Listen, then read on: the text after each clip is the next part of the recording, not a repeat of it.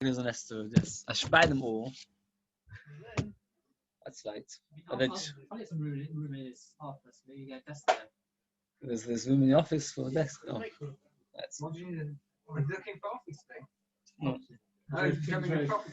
That's right. Oh yeah, I've got plenty of space now. It's all been cleaned up. Has it seriously? Yeah, but only not the middle room. That's the last thing to do. The rest of it's been done. Right. I got it today. Yes, not all I got to this. Some I got it to. Says the more like this. We had what? It's recording. Yes, it's recording now. It's actually been recorded for last minute. The Mishnah told us passive voice, a huge kula. What's the huge kula? That in order to enable people to take water from the well, they allowed one just to make what we'll call brackets around a well, and then to allow people to consider this as a shusa yochid, and then people can drink in that area. That was a special kula. In fact, we pointed out there were 3 different kulas involved in that. First was more baloim made. Second was more than tanamas. Third of all, you've got the aviyah mahagisa. There were many kulas which they allowed, all in order that people should be able to drink water. Now there are 2 kinds of wells. There's what's called a ma'im chaim, a spring well, a well which water actually flows from, and there's what's called a water pit. A water pit is no more than just a place where water accumulates, and when it finishes, the water is gone. Now, it's a hard question, I admit, but anybody wants to suggest, would you say the kula is more likely to be by a water pit or by a well? What would you say? A well produces water. That means it's like a spring, right? It's a place where water constantly comes. A water pit is no more than a place where water accumulates, and then it needs to be refilled all the time. I'd say it's more likely in a spring, because a water, you can fill it up there, you can fill it up anywhere else. But you can take it out. Can we say once we said a well's got a just like its own shush? No, it's because it's its own hole. What's the hole? Right, the spring will refill itself. So you're right in halacha, but slightly different logic. That means like by a well, they wanted to enable people to drink. A water pit is not such a guaranteed place to have where to drink. You could easily run out. And what would happen is you'd be being matin loads of isurim for something, and that's sad, when there might not be any water there altogether. On that shelf is then Eiruvin, sure. Yes, it was. Okay. So that, what? No. We just didn't. Yeah. That's one point. The second point is that when you've got an individuals usually take less care of something. In the public, when you need to look after, maintain a well, they're more likely to look after it. Okay. Now, we're going to discuss like this. Our Mishnah says the special heter passive voice. We're going to discuss, does the Mishnah fit according to all the different Tanoim? We'll find some Tanoim that doesn't necessarily fit in. And does the Mishnah mean to include wells and water pits of the public and of the individual? All these questions, the Mishnah is not very clear. It says the Gemara inside. It says more like this. Leima masnisin, Yudchesamud Aleph, 6 lines from the top of the Gemara starts. Leima masnisin deloi kechananya. Let's say our Mishnah is not like Chananya, the Tanya. Oisin pasin leboy. A boy is not a well. A boy is a water pit. It's a place where water accumulates. The Brisa says you're allowed to make pasin. We're going to stick to the word pasin. Pasin literally means boards or panels in the corners. The chavon in the Shiur, you're allowed to use ropes to create an enclosure for a camp, for a caravan. We had that in the end of the last parak, that you're allowed to use flimsy walls based on the concept of lovod for traveling. The chananya omer chavon in the boy, you can use ropes for a pit. Avaloi pasin, you can't rely on pasin for a pit. So you see that Chananya holds that for a pit, you can't use pasin. So our Mishnah, which seems to be saying that you can, and the Mishnah doesn't talk about wells and pits, mashma, all of them are permitted, is not like Chananya. You can distinguish and you can say, our Mishnah was only permitting wells, Chananya was only forbidding water pits. And as we explained, water pits often run out of water. And since Chazal over here were being making a lot of ikulas, perhaps they only permitted it by a well, but not by a water pit. So therefore, you could say that our Mishnah does fit in Chananya. Ikadami, another version, similar version. If Chananya really held that you're actually allowed to do passing for Be'er, Chananya should have said so. All he says is you're allowed to use ropes for traveling and boards for Be'er. The fact that Chananya didn't tell us that you're allowed to use panels for a well, and if he would hold that, it would fit with our Mishnah, is a right. Our Mishnah is not like Chananya. So the Gemara says no. So the Gemara first says, they must listen to Chananya. I feel you tell me Chananya, they might come on to the Kama come out of it. That means the Tanakama said you're allowed to make passing for a pit. Came along Chananya and said, no, you're not. But he didn't bother to then emphasize that by a well, yes, you would be allowed to. Because Chananya was not bothering to talk about other topics which the Tanakama before him never brought up. And according to that, you've got no right. Our Mishnah is not like Chananya. Again, let's summarize. Our Mishnah says you're allowed to make passing for Be'er. You're allowed to use panels and in that way take water from a well. Came along Chananya and he says that by a boy it is forbidden. So the question is, does our Mishnah fit in like Chananya? The first version and the second version both agree in the maskana that it does. But both times the Gemara seems to be medak, that Chananya seems to forbid it always, not like our Mishnah. And both times the Gemara says you can distinguish between a well and a pit. And our Mishnah permits it, it's only for a well and not for a pit. Says the Gemara weiter. That's our Mishnah, not like Rabbi Akiva. There's not. Echod be'er rabim, u'boyer rabim, u'be'er yochid, u'snen pasid. Whether it's a well of the public, or a pit of the public, or a well of the individual, you can rely on passing. A boy of an individual, that means when it comes to a well, it makes no difference if it's a yochid or rabbim. When it comes to a water pit, it makes a difference. The Rishonim explain, a water pit is a place where a lot of water accumulates. It's interesting that in Yerushalayim they used to rely on these kinds of things for water right in the summer. I don't know how they managed to survive. Because what would happen is if you read Forever My Jerusalem, a beautiful book written by a young woman who survived the War of Independence, and it's a son. Ever read it? Forever My Jerusalem. Unbelievable book, true book. She describes her as a teenage girl, she lived through the things. What happened was, they would have these big holes in the ground, and they would cement them or put rocks at the bottom that water shouldn't seep through. And in the winter, they would wait for the water to accumulate, then they would cover it with a wooden board. And in the summer, you would come every day and take out a few ladlefuls of water. You couldn't take too much because then you'd run out. The summer there, sun lasts for like 6-9 months. Not like here, you're lucky you get a month of sunshine. The point is, but when it belongs to the public, it's going to be looked after properly. So therefore, that's a real good source of water. Individual is not so good. And Chazal over here permitted many things. They only permitted it if it belongs either a well, which as we said, a well never runs out, or a water pit, which belongs to the public. But for individual one, that's what Akiva forbids, and you have to make a proper wall. In our Mishnah, it says, it says for wells, the Mishnah seems to be meduik that for pits, you cannot make passing, you can't rely on passing. Says the Gemara, the Mishnah wanted to talk about wells, because it makes no difference, it could be our Mishnah holds that you're allowed to do passing for a pit. Why did the Mishnah not talk about it? Because the Mishnah didn't want to get into an entanglement.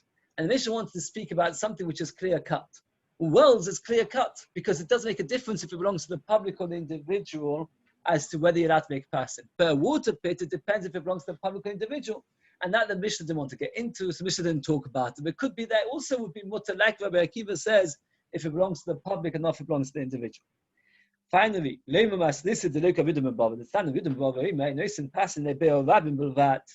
only for the public, he's more machmir. It has to be a well, and it has to belong to the public. As we started off today, we said there's a difference between a well and a water pit. Is that a well is a more substantial water source. There's a difference between the public and the individual. The public, people look after it better. These kulas of Chazal, Rabbi Yehuda says you need to have both. It has to be a well and it has to belong to the public. Wells in the Mishnah. Wells is plural. Why does the Mishnah talk about plural? Why does the Mishnah talk about plural? Because the Mishnah was obviously telling you it makes no difference if it belongs to the public or the individual. So if our Mishnah is not like Yehuda ben Bava, says the Gemara, no. I feel it my be'evois the alma. When it says plural, it means many wells. Wells of one public, wells of a different public. It doesn't necessarily mean wells of a public and an individual. And that is the end of the Gemara regarding this Lema Mastis. And again, that means from our Mishnah, we can't even medayek almost anything at all. We don't know if the Mishnah is permitting boiros, and the Mishnah just didn't bother talking about it because the Mishnah didn't want to get involved in it. We don't know if the Mishnah, when it says wells, doesn't mean plural to include whether it belongs to a public or individual, or whether it just means a public, and it depends which public. I mean, there are many different publics. So we do know it's different shittas, and each one has different. Again, Yehuda ben Bava is the most machmir. He says only for well and only for public. Rabbi Akiva says a well makes no difference if public or individual, a pit only for the public. And you got Chananya that says that when it comes to a pit, you can't rely on passing, you have to use ropes or machitz.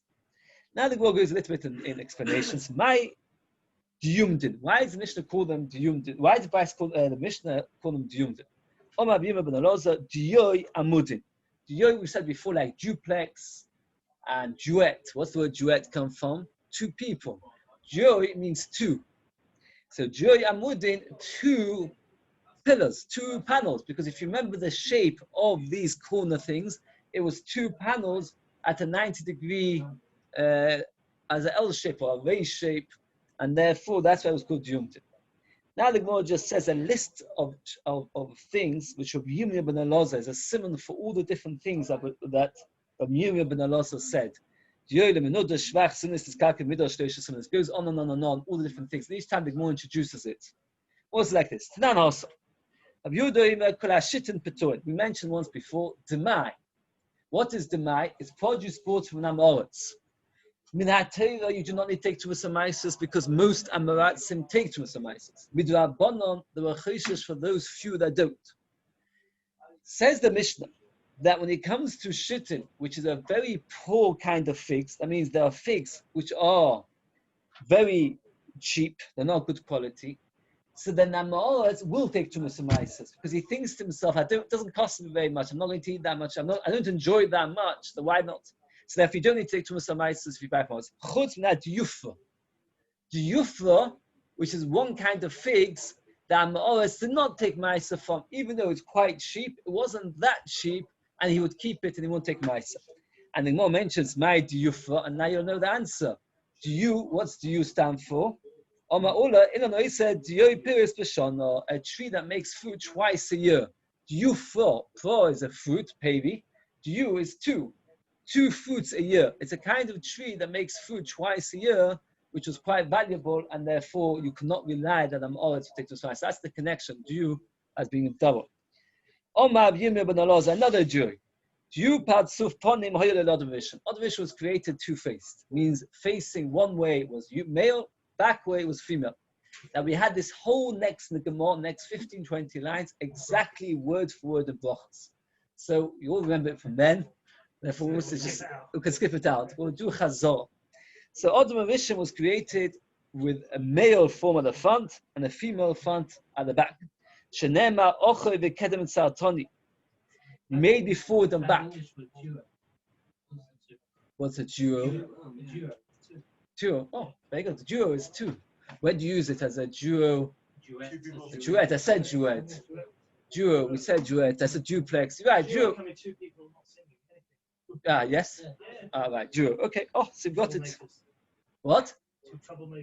Ah, duo. Right. So now the Gemara says, you created me front and back. Now everything in this world has a front and back. Even this Gemara has a front and even the Sefer has a front and back. So what's with Satani? Made me front one face, back another face. Otherwise, it would have no meaning that possible. The Gemara carries on. Hashem created the rib on the side, and He took it from Adam Rishon and He made it into Chava. Rav Shmuel, Chadamar Partsuf, He took the back, which was a face, and He made it into Chava. Chadamar Zon of the Adam Rishon had his tail, and He shaped it into Chava. And now more discusses back and forth. Now we explain front and back, two faces. Now the vision was the last of mice bereshis. The kodem lefonus was the first to be punished. He was only created on Friday. He was created the last of all insects. So if you see a mosquito, you should say to yourself, "Mosquito came before me." Why? What does it mean that he was first to be punished? That he was cursed by the Eitz Hadas. First the snake, or the snake got cursed before the mission.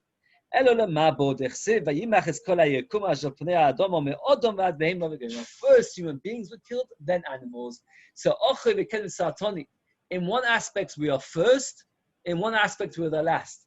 We are the last to be created and the first to be punished, because this is our responsibility. With a double yud, shrei yudin, because it was two creations. A person throughout this life has two conflicting pulls, and makes life woe to me for my creator, woe to me for my Yetzirah. If I follow my Yetzirah, I feel bad because I know I'm not serving Hashem. If I follow serving Hashem, I find that my Yetzirah pulls that to me. Why did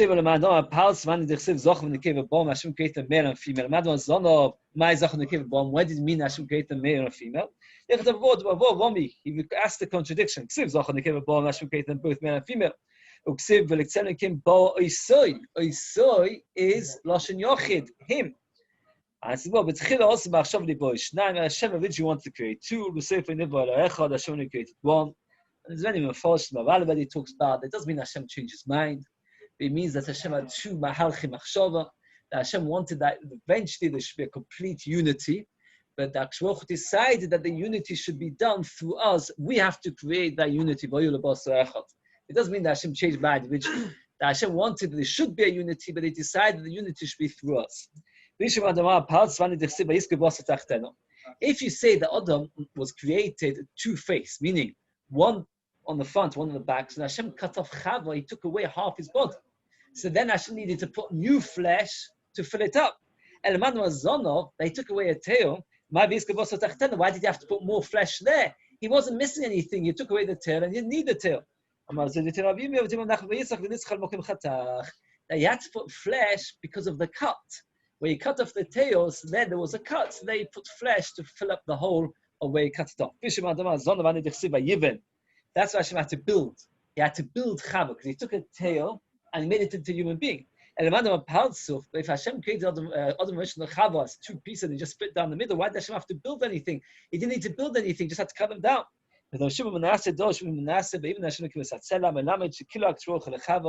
He braided her hair.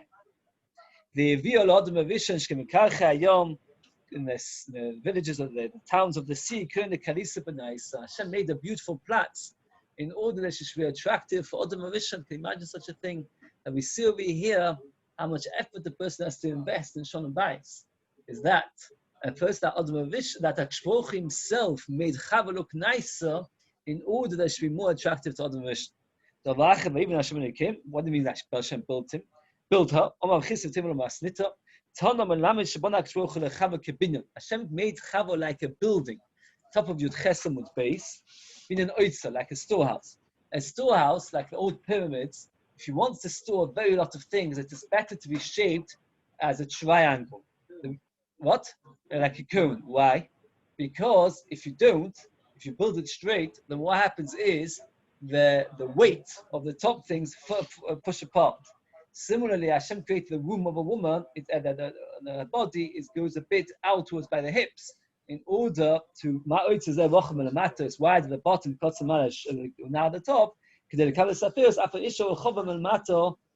cuts is short to the top, to be able to hold the child. Hashem was the sheshvinus. There isn't a good English word for sheshvinus. In fact, Yehuda talks about it. He made the wedding rich. Sheshvinus was a unique job that you would have spent with the chassan or with the kala a whole period of time. You'd have to buy them gifts and sameach them. It's similar to the best man, or what's the brides have? Bridesmaid. Have another one? No. Maid of honor. Maid of honor. Oh, maid of honor and best man. And the person has to, it's good to have the right expression. I also see, he was very careful to find the right English word. You have to, anyway, the fact is that what happens is, there was a shishvinis, was a job. Lord of Mauritians. What? This guy to arrange weddings. Wedding planner. No, because that's not from a friend, that's as a business. Shishvinis is a thing. We can, from here we learn the Goddess, she asks the shishvinis the cotton. That he should be a shishvinis to a child. He shouldn't consider himself belittled. It's a beautiful story of Ram Yosef Leizerson, who was the head of Chinuch Hatzmoi, said this over a story that his uncle was the Shimon Omach. His father was nifta at a young child. So who took him under the chuppah was the Shimon Zalman. He got married in Tel Aviv. And Shimon Zalman told him years later, and his whole life he almost never slept out of Yerushalayim. Except for one night he did, was the night of his chasna, his nephew's chasna. So he said to him, why did you? You didn't need to stay overnight at Tel Aviv. He said, I knew that you'd get a few presents at the chasna. I wanted that you should have somebody the next morning to be able to talk to about all the nice gifts that you got. No, he said, no, you don't talk to, no, because you got it with, you both got it, you need to talk to somebody else. And he remembered the Roman Yosef, how Taka Shem Zaman spent time with him the next day admiring his gifts. Because that's you see that a person should have other things to do.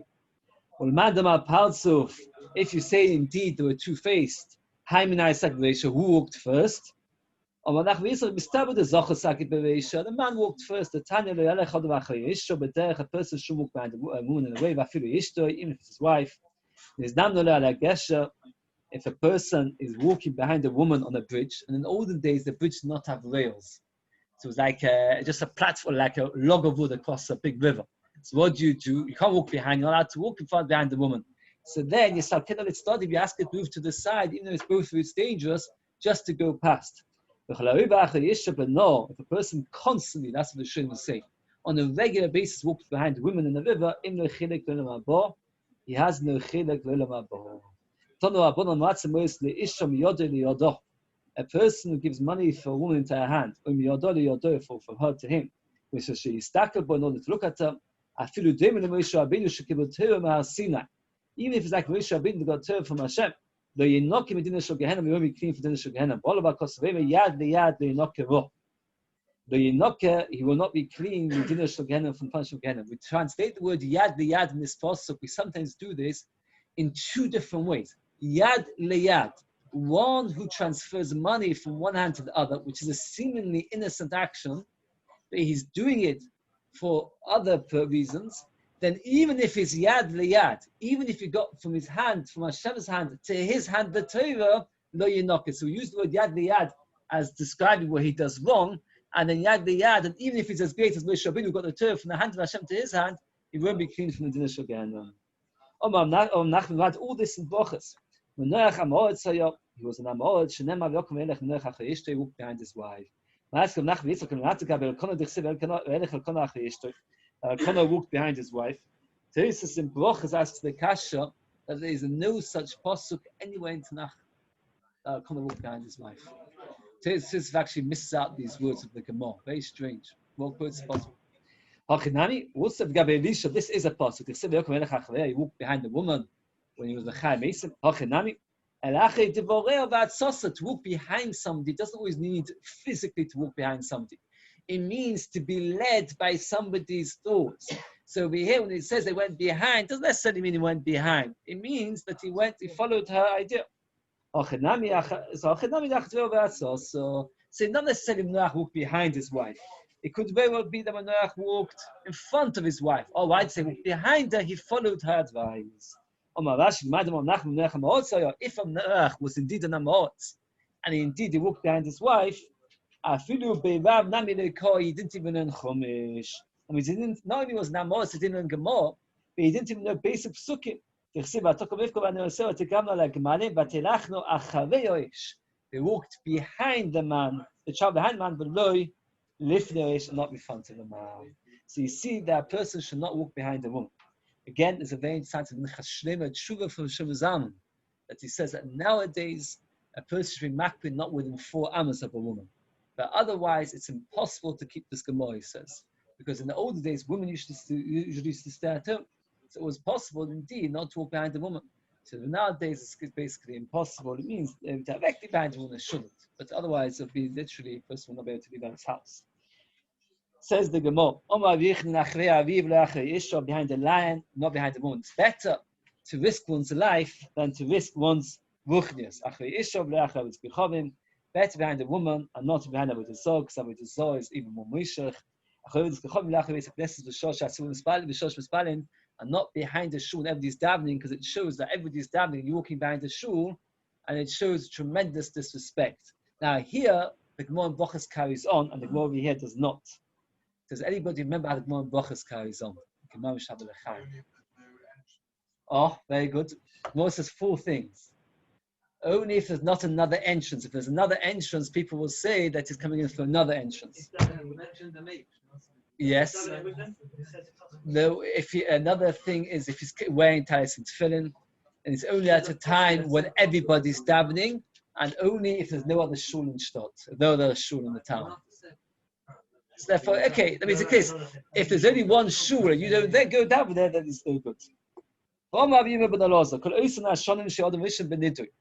years of the mission was in the Chayim. He gave birth to Mazikin, to Shadim. He gave birth with Musik Etzalmo, somebody in his image. That means only then he gave birth to something in his image. And then, till then, it wasn't Ketzalmo. Rather, it was other things. Was a tremendous tzaddik, even once he realized the Nisa Ve'er of Eitz Hadas, he fasted for 130 years. Can you imagine? Pirish Benisha separated from his wife, he wore fig leaves for 130 years. That's so beautiful now. Sure. Why these 3 things? What was his Aveira? He ate. Middah connected Middah, he fasted for 130 years. Furthermore, what else was his Aveira? Listen to Chava.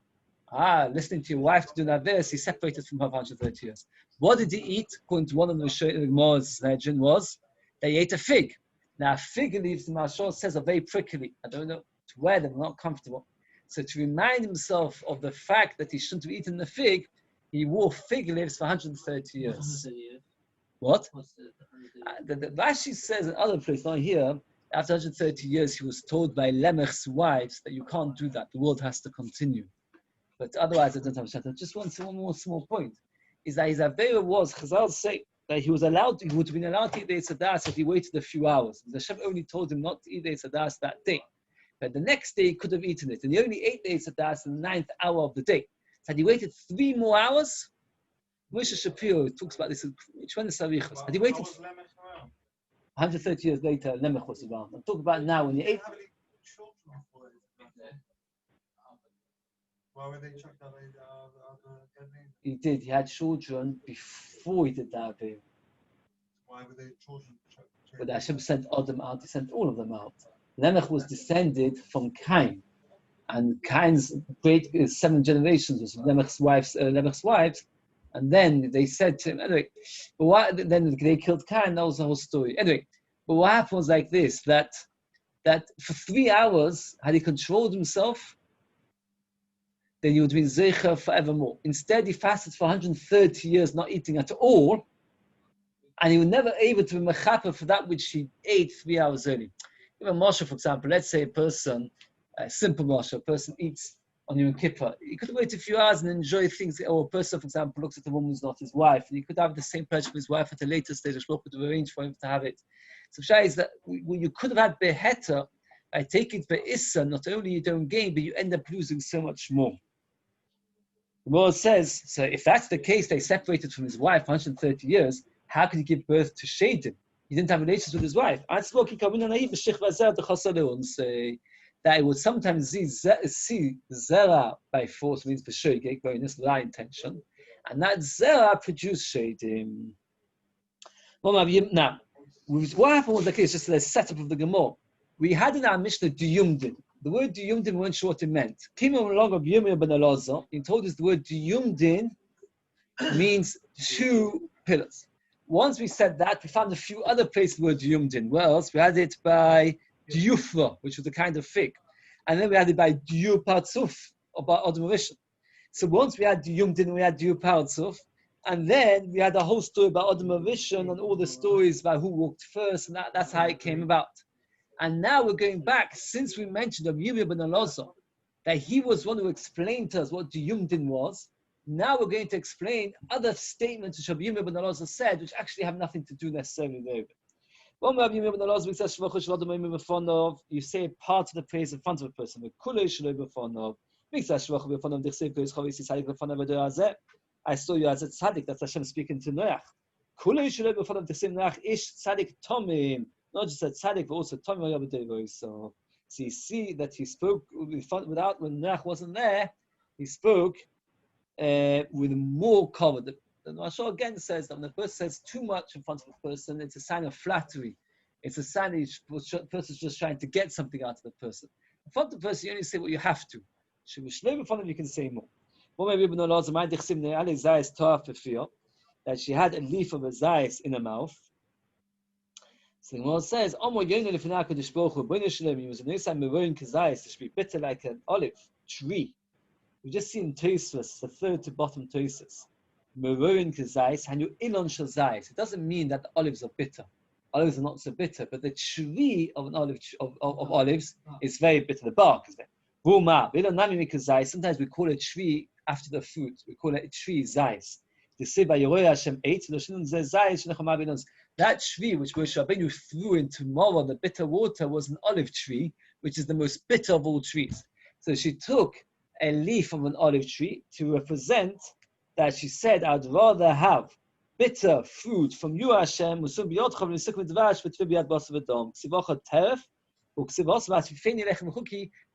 me the food that I need.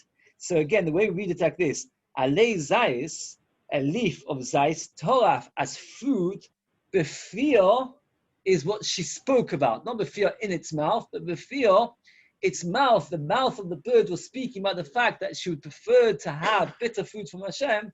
That means it's better for a person to get directly parnasa from HaKadosh Baruch Hu and to be supported by someone, even if it's much sweeter. Because it's the direct brach from Hashem is much more geschmack. A house which a person hears terbait at night, will never be destroyed. He won't have to say, where is the God Osai that made me? The way Rashi explains this, when a person says mirrors of Torah at night, then he will never need to say to Hashem, where are you that you looked after me? Meaning, how could such a tragedy happen? So obviously this house will not suffer, will not be destroyed. When the Davis was destroyed, we only use two letters. Don't say Tahalal Yud Vavke, but Tahalal Ko. And now the world doesn't deserve to have more than just two letters to praise Hashem. When Bava was cursed, its neighbors were cursed. When Shema was cursed, the neighbors were blessed by. I'll make it as an inheritance, as an inhabitant, of a kind of wild bird, and as marshes. That when Babel was destroyed, it became a land full of wild animals. Now, what's wrong with that? Once wild animals are attracted to that desolate place, they'll roam around to neighboring countries, and neighboring countries will suffer.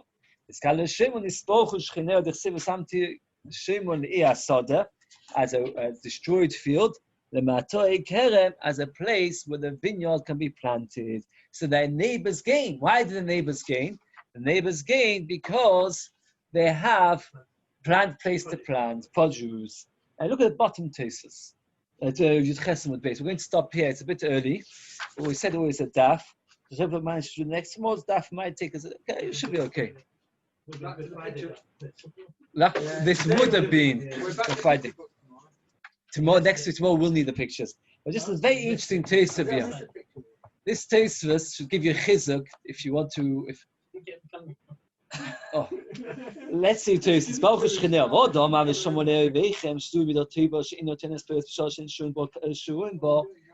The bottom Tosfos Chesed base.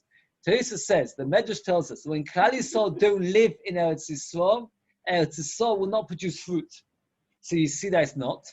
The Gemara says, Kanu b'nei Yehuda Shechina. We talk about when Shimon was destroyed and b'nei Yehuda was still there. Part Kaisa was still there. In Namish himself, it doesn't produce as much. And this Ramban in Parshas Bechukosai mentions unbelievable Ramban. The Ramban says that Eretz Yisrael was a land of Dvash v'Cholov, 31 countries. Everybody wanted to be there. Why? The most fertile land in the world. The Ramban says, I went to Eretz Yisrael, and there's no land as desolate. Anybody who knows anything of history, 100, 150 years ago, the only thing that was in Eretz Yisrael was mosquitoes and malaria. Nothing else. Says the Ramban, how can that be?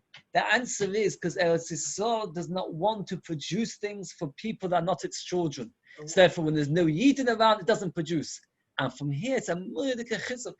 Because now Eretz Yisrael has become a country which exports fruits and vegetables. How can that be? It's because the seed didn't come back.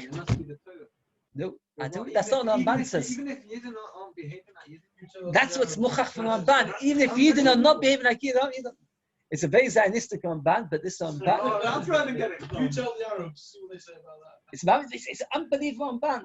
And you look at Tesis, look at this. Tesis says that. Not lately. It's a very good thing that you go, there was nobody there. They couldn't live. People would go there and leave because it was not possible to live there. And now it's a flourishing land because the children come back like a mother. She's happy to cook when the children are there. When there's no children there, she's not happy to cook. The same thing with us. Yes. Yes. Ramban Pashchus, this Tesis and this Teras can. Yes. I'm too busy to do it, but otherwise I would do it.